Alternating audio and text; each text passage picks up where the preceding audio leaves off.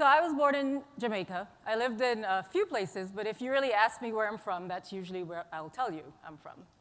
But mostly I grew up in the really tiny island of Barbados. It's about 20 miles at its longest length, so you can't really go too far without hitting the water. But for those of you who aren't familiar with it, it's the birthplace of Rihanna, and very importantly, for me at least, of rum. So growing up, I spent pretty much every weekend at the beach. I've always really felt a connection to the water. I feel at peace when I'm ever near it. The beach in this picture is from the southwest coast of Barbados, and it was about 10 minutes from my house, so I spent a lot of time there. And so looking at it, you can see it's really beautiful, and I was certainly spoiled by the beaches that I was surrounded by. But I took them for granted, I would say, until one day I was at a beach that I'd been going to since I was 6 when I moved to the island. And I really have no idea why, but I got to thinking that it seemed a little shorter than it used to be, and the water seemed to be coming up to areas that it would never get to before. And so I wondered why, as I said, and started asking questions about it. And one of the people that were most helpful to me was a cousin of my mom, who I occasionally babysat for, and he also happened to be a coastal engineer. And you could say he was my first mentor. Anyway, he enlightened me on the importance of the reefs in protecting the island from coastal erosion and the damage that pollution and overfishing was causing to them, and therefore the beaches. And he invited me to spend a couple of weeks during the school holiday at the Coastal Zone Management Unit where he worked. So I could learn a little bit from the engineers that were there. And I would say they really did teach me a thing or two, which none of them really had to do for a kid that was about 14, 15 years old. And so I said, well, what really stood out to me, at least the beach bum that I was, they got to wear shorts and jeans to work. And at lunch, they often went really swimming and diving. And I thought, wow, this is the best job ever. But I also came away with an appreciation for the job they did as engineers in solving the problems that impacted quality of life for others, and a curiosity to learn more about it. And what I learned was that Barbados has, and still does, a lot of the key water issues that we face in the world today, but in a really small 166 square mile footprint. Groundwater, and there is no above ground water in the island, is increasingly scarce and brackish with saltwater intrusion. I didn't have those issues when I lived there, but more recently, water shortages and lock-offs are becoming increasingly common. About 50 to 60% of the water is lost before it even gets to the consumer. So you're really spending a lot of money on treatment and energy for water that's never used. A lot of the wastewater is still untreated, or I would say poorly treated, and some discharged to the ocean.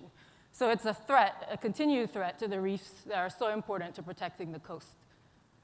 But also, images of sewer overflows against the crystal clear water isn't exactly what you want to see your potential tourists to see.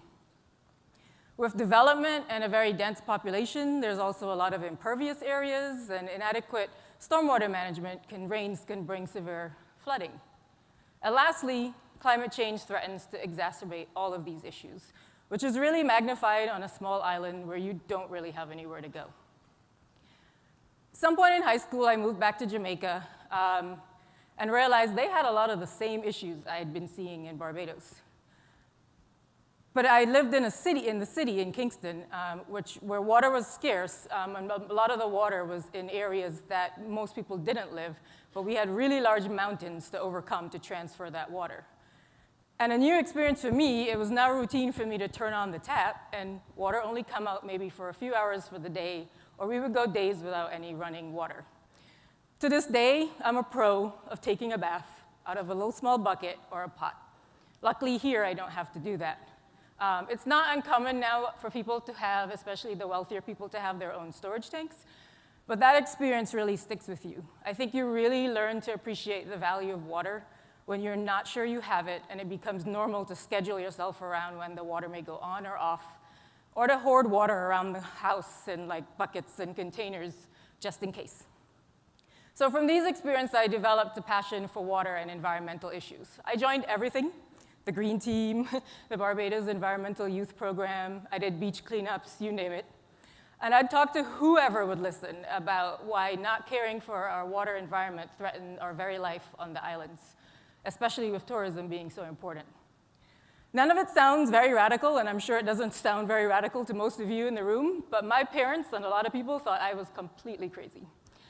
To them, I was dangerously close to being one of those Greenpeace people who would tie themselves to a tree or a boat or something like that, and I don't think that's really what they wanted for their child.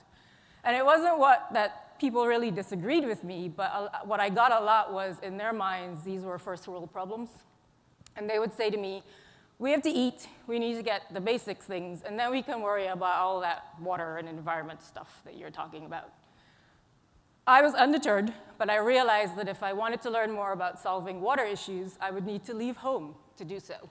But I also kind of wanted to see the world beyond my little corner of it. So I went to school in Canada, in Montreal, and that sounded really like a great idea until minus 30 degrees of winter hit me. And then I came to the US for grad school, and I started working here, and I've been here ever since. And my hope was that I could learn from the experts and eventually be able to contribute to the problems that I'd seen at home. And I've been really fortunate to learn from some really great people. I've had several mentors in my career, and Eleanor Allen, who now works for Water for People, but used to work at Arcadis, she articulated it really the best for me when at an Arcadis Women's Summit, she brought up the concept of a personal board of directors. And I hadn't heard the term until that point, but it kind of really articulated what found out that had worked best for me. And it was a group of people who really had a lot of different things to offer. So some of them were more experienced, and some were less so. There were some that helped with technical skills. Others, they were helping with the softer skills, which are really just as critical.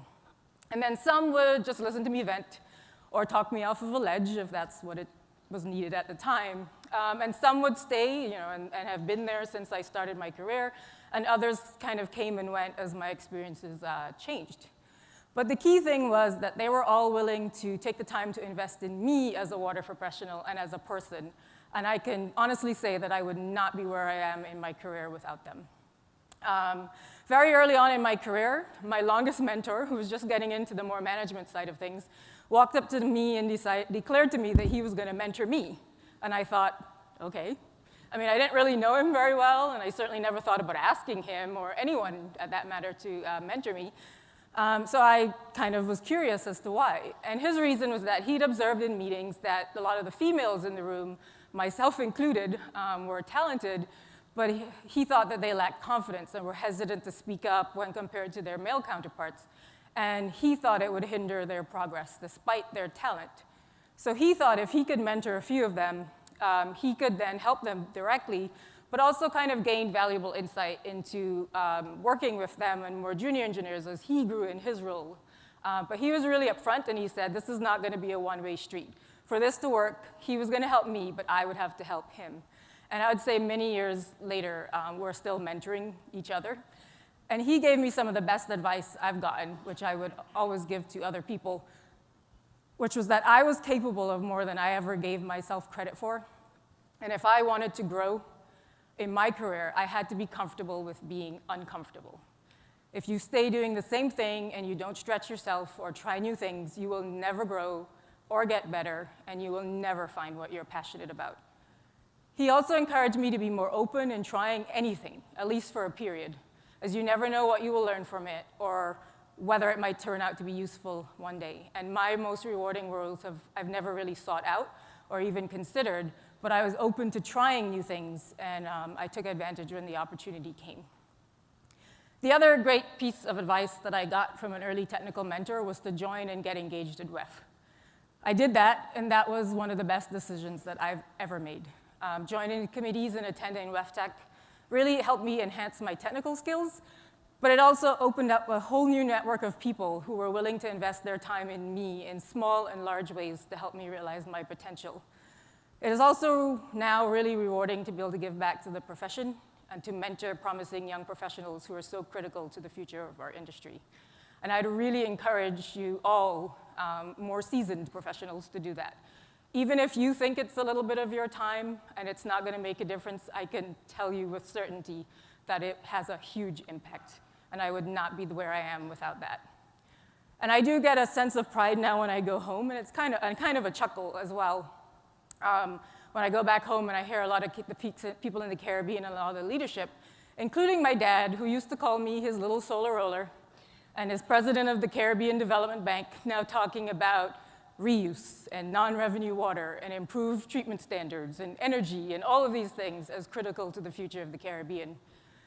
They're not really quite there yet, but they are getting there. And it's been really difficult the last few weeks to see a lot of the islands that I love so much be decimated by the hurricane. And they really need our help, and they're going to need our help for the now and for the next foreseeable future. But I'm comforted by the fact that thanks to so many of you who took a chance on me along the way, that I'm going to be able to help. Thank you.